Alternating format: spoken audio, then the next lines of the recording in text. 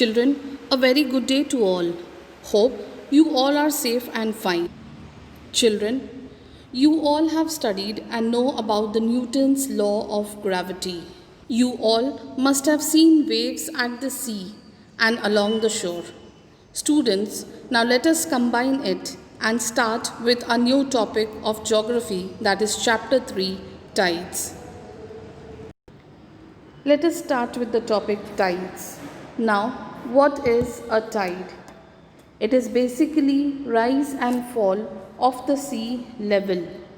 It occurs once or twice in a day, and the reason behind is due to the attraction of the sun and the moon.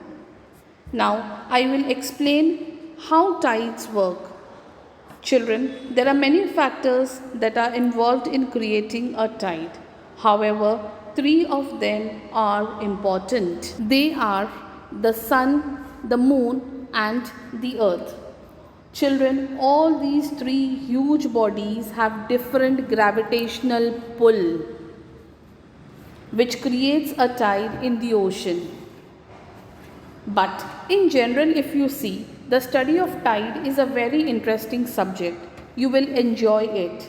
Anyhow, as I said, the three major factors involved in creating tide are the sun, the moon, and the earth, and the gravitational pull of all three bodies creates tides. As we know that the earth is quite larger than the moon. That is why the moon orbits around the earth. But then if you see, the earth is smaller than the sun.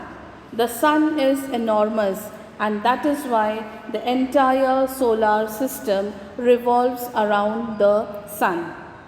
That means smaller bodies orbit around the larger ones because the large body exerts the gravitational pull on the smaller one. I hope so far it's clear. Children, now imagine it is Earth. The moon is right above it. Both the Earth and the moon will exert some gravitational pull. Now, we know that everything on Earth is grounded, and it is because of the gravitational pull of the earth. For example, you and I are standing. If we jump, we will fall back to the same place. If you drop a light feather, it will fall due to the earth's gravitational pull. Now, when it comes to ocean water, it is fluid, and fluids move more easily. So, when the water on the earth in a particular region, if it is directly beneath the moon, then the water gets pulled by the gravitational force of the moon and creates a bulge, meaning a tide on the surface of the ocean. On the other side of the earth, there is another bulge in the ocean.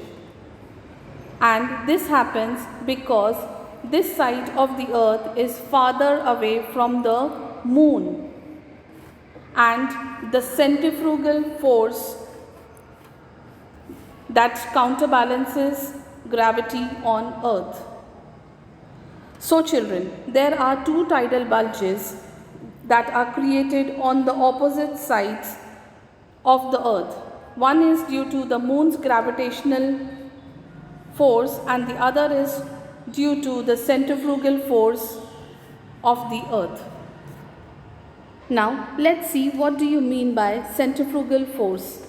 Imagine gravity as a rope that pulls everything to the center of the earth, and centrifugal force is the outward force that counterbalances the gravity. Children, what you need to remember is that there are two tidal bulges on the opposite sides of the earth, and both the side of the earth where there are bulges will find high tide, and on the side that is right angle to the moon, here it is, will have low tide. That's how it is. Now children, this all happens only when there is moon and earth. Okay, now what about the sun? As I said, the sun is bigger than all the celestial bodies in the solar system. That means the sun will exert more gravitational pull and it has influences on tide as well. However, the sun's gravitational pull can do two things. First, either it will increase the gravitational pull of the moon on the earth, or it will diminish the gravitational pull of the moon on the earth. Children, when the earth and the moon and the sun are in a straight line, the sun is behind the moon. Therefore, it enhances moon's gravitational pull and that creates much higher tides, and they are called as spring tide.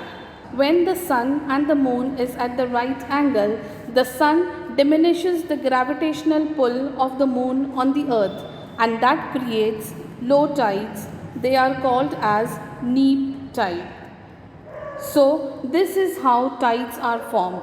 Students, see that you read your textbook pages 9, 10 and 11 thoroughly so that you understand the above explanation, and also see to it that you practice the diagrams in your rough book. We will study the further part in the next video.